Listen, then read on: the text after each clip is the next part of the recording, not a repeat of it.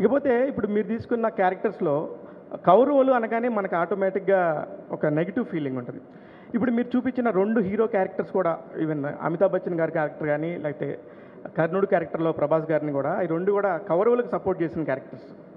వాళ్ళు as టీజ్గా negative point వైఫ్లో వెళ్తారు. మీరు అసలు అలా ఆలోచించినప్పుడు ఏ పాయింట్ని తీసుకొని వీళ్ళిద్దరిని హీరోలుగా పెట్టి తీద్దామనే ఆలోచన ఎలా వచ్చింది సార్?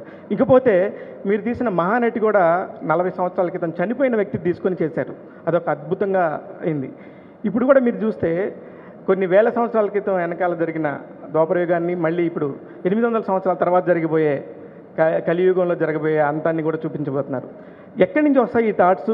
మీరు ఎట్లా స్టార్ట్ చేశారు అసలు first?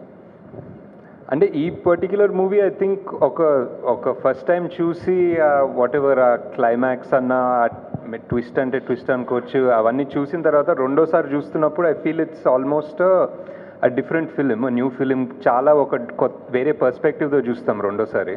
So I think it's definitely worth second watch because for example ఆ కర్ణుడి యాంగిల్స్ చాలా ఉంటాయి. రెండోసారి చూస్తున్నప్పుడు యుల్ బి లైక్ ఓ ఇక్కడ ఒక టిట్ బిట్ ఉందా, అక్కడ ఒక టిట్ బిట్ ఉందా అలా కనిపిస్తాయి. దట్ ఈస్ అండ్ ఎక్కడి నుంచి వస్తాయి థాట్స్ అంటే తెలియదు సార్. అంటే మహానటిలో కూడా చూసుకుంటే చాలా మంది క్యామియోస్ ఉంటారు. అంటే మీరు ఎప్పుడైనా చిన్నప్పుడు సినిమాలు చూసినప్పుడు అరే ఒక కొత్త స్టార్ని చూసినప్పుడు అరే as an audience I maybe it's interest, maybe it's fun, నాకు ఇష్టమేమో సార్. మేబీ సడన్లీ ఒక క్యామియో లాగా ఎవరో తెలిసిన ఆయన వస్తే సినిమాలో ఒక it feels exciting. It's like one little bridge between this world and that world లాగా అనిపిస్తుంది.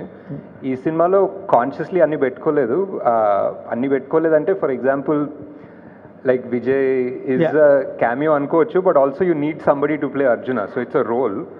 So it is a role. అంటే Vijay I cast as a role properly, not as a guest thing or anything.